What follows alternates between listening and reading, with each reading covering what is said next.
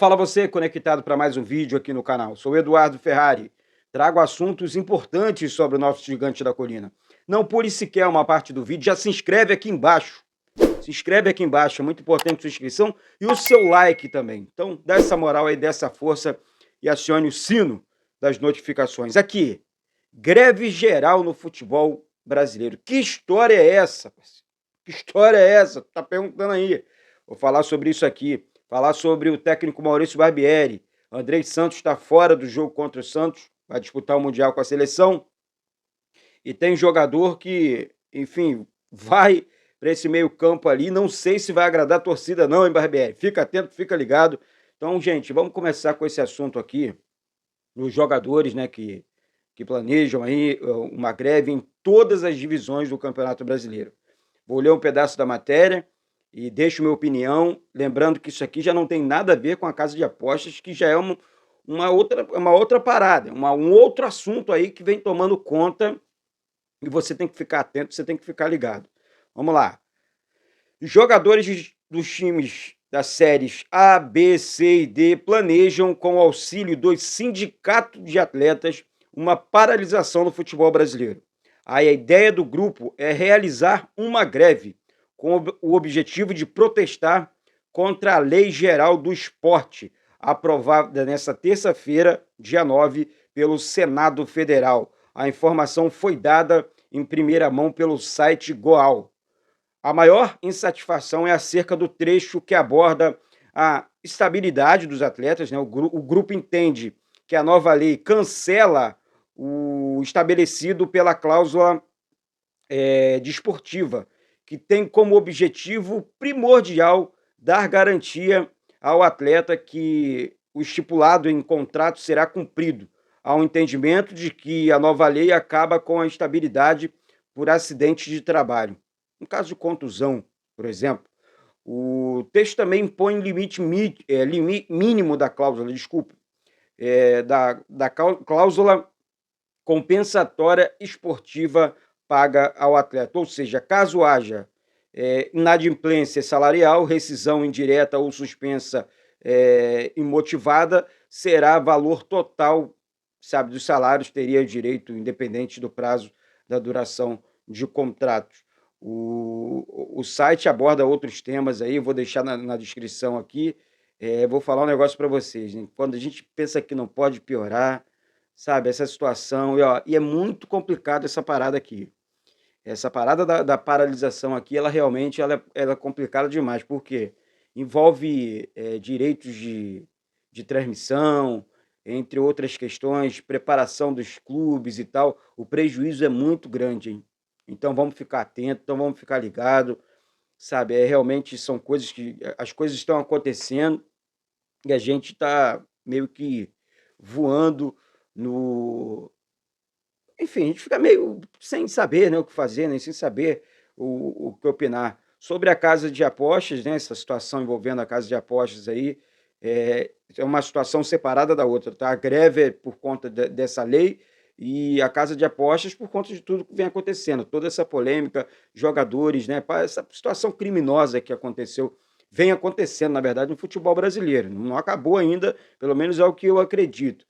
Aí o Eduardo Bandeira de Mello, aqui no Rio de Janeiro, que foi presidente do Flamengo e é deputado federal também, tomou as rédeas, parece que vai tomar conta dessa situação, pedindo inclusive, tá, de repente aí que não exista mais casas de apostas no Brasil, né? Enfim, isso aí é uma situação, vai dar pano para manga ainda, eu acredito nisso. Eu estou atento, eu estou ligado aqui, estou trazendo para vocês aqui em primeira mão essas informações aí que vem surgindo aí no mundo da bola e a gente, enfim, notícias tristes, né, no futebol brasileiro. Gente, eu quero falar aqui sobre o técnico Maurício Barbieri. O STJD concedeu o efeito suspensivo, né, que ele foi punido, né, ele pela expulsão naquele primeiro jogo contra a equipe do Atlético Mineiro. O Vasco venceu lá dentro e ele pegou 2 jogos, cumpriu um, suspensão automática, e aí agora contra o Palmeiras, né? Suspensão automática foi contra o Palmeiras, ele pegou o segundo, seria contra o Santos agora em São Januário. Mas o Vasco conseguiu ontem no STJD um efeito suspensivo e o Maurício Barbieri estará na beira do campo contra a equipe do Santos em São Januário, tá certo? Então, o Barbieri vai para o jogo. A grande questão, a pergunta que não quer calar. Andrei Santos foi convocado para a Seleção Brasileira Sub-20 para a disputa do Mundial na Argentina. E aí ele tem essa oportunidade, Barbieri, de escolher um jogador para jogar na posição do Andrei Santos. Mas não é jogar na posição e exercendo a função do Andrei Santos, que não foi bem no jogo contra o Curitiba.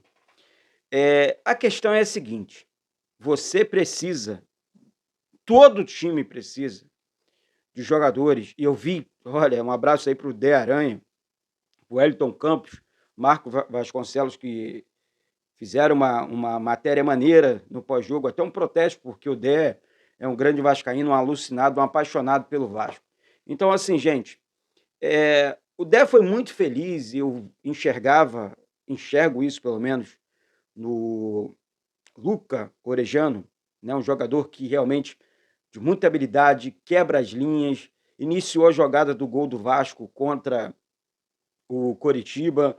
Estivemos juntos, né, lá no estádio Couto Pereira, mais uma transmissão aqui, muito obrigado a todos vocês. E aqui, eu vou falar um negócio para vocês aqui de coração. Eu estou sendo muito, mas muito justo aqui, muito honesto aqui. Ô Barbieri, a questão é a seguinte: nós precisamos, eu vou voltar aqui, desse jogador que quebre as linhas, que funcione no meio-campo. E o Orejano, ele tem essa habilidade, categoria, para fazer e exercer essa função.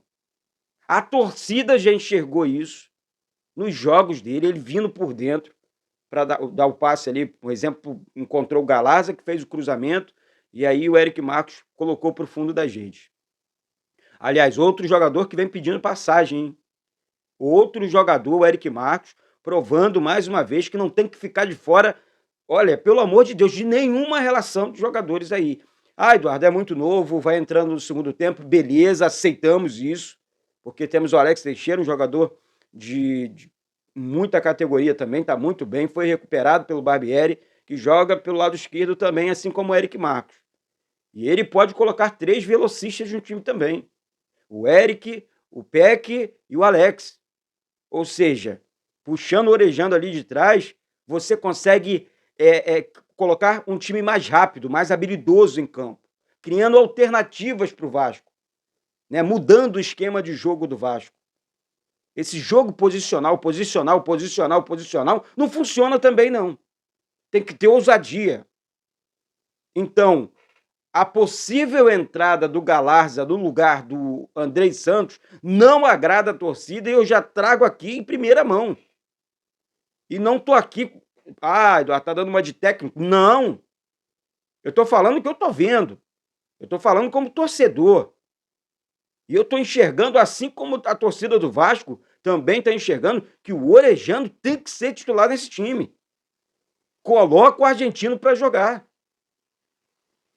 Porque o cara sabe o que faz com a bola. Realmente, se não for titular agora contra a equipe do Santos, mais uma oportunidade do Vasco vencer o jogo. Vai ter que propor o jogo. Já que eu tenho que propor o jogo, eu preciso dos mais habilidosos ali do meio campo. Vou repetir: jogador que quebre as linhas com habilidade, com velocidade, né, e com drible, né, dando aquele último passe ali. Tá? Então, o Luca é esse jogador. Tá? Então vamos com tudo. Daqui a pouco, olha, gente, tem mais notícias bombásticas. Estou apurando. Fica atento, fica ligado que eu volto daqui a pouquinho.